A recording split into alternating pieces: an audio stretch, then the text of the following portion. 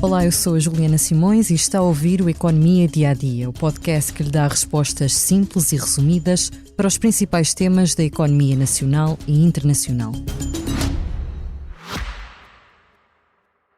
Subscrever o Expresso é ter acesso à melhor informação, a uma vasta oferta de conteúdos exclusivos e à opinião de referência. Subscrever o Expresso é tornar-se membro do nosso clube, poder ser voz ativa de uma comunidade informada e beneficiar de vantagens exclusivas. Subscreva o Expresso em expresso.pt/digital. Expresso. Liberdade para pensar. Esta segunda-feira faz precisamente 50 anos que o salário mínimo nacional foi implementado na lei portuguesa. Por esse motivo, vamos dedicar o episódio de hoje à análise da evolução desta remuneração em Portugal nos últimos tempos. Há 50 anos, a remuneração mínima mensal era de 3.300 escudos, o equivalente a 16,40 € em moeda corrente. Segundo um estudo do Banco de Portugal, em 1973, um ano antes da implementação desta medida, os setores de atividade com salários médios inferiores ao salário mínimo empregavam 62% dos trabalhadores em Portugal. A título de exemplo, há 51 anos, nas indústrias têxteis, vestuário e calçado, a remuneração média dos trabalhadores era de 10 €.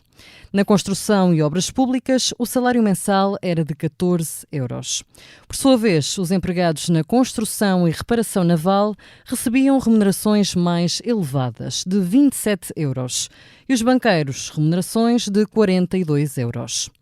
O aumento do poder de compra das famílias alcançado pela criação do salário mínimo em 1974 foi uma alavanca para a economia portuguesa, que resistiu aos efeitos da crise económica internacional que se arrastou entre 1973 e 1975.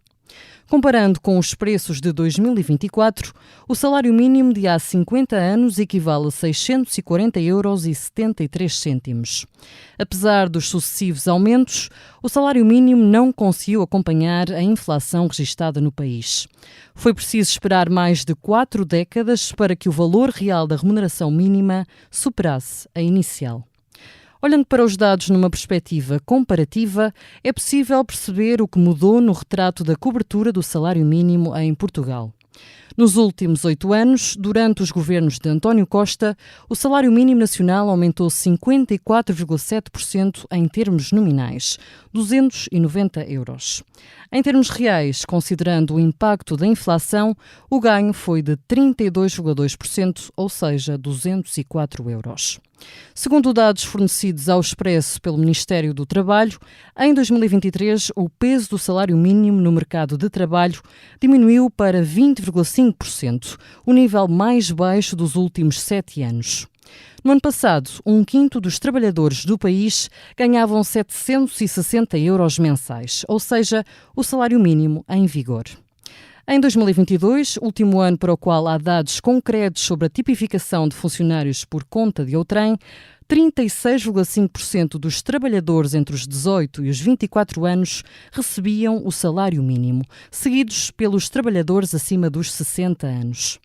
Foi entre os funcionários das atividades de informação e comunicação que, entre 2010 e 2022, a incidência do salário mínimo registrou um maior crescimento percentual, 249%. O lugar seguinte era ocupado pelas atividades de saúde humana e apoio social e também pelos trabalhadores do setor da eletricidade e gás. Segundo os últimos dados do Eurostat, considerando os 12 meses de pagamento, Portugal é o 11º país da Europa com o salário mínimo mais elevado, 957 €. O Luxemburgo continua no topo da tabela, com salário mensal equivalente a 2.571 €. Fechamos assim mais um episódio do Economia Dia a Dia. Convido ainda a ler o artigo escrito pela jornalista Cátia Mateus sobre o tema que desenvolvemos neste episódio. Sugiro também que ouça o podcast Perguntar Não Ofende, de Daniel Oliveira. No último episódio esteve à conversa com Marta Temido, cabeça de lista pelo PS às europeias.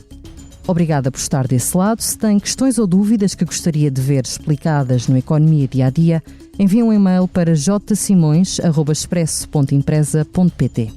Voltamos amanhã com mais novidades económicas.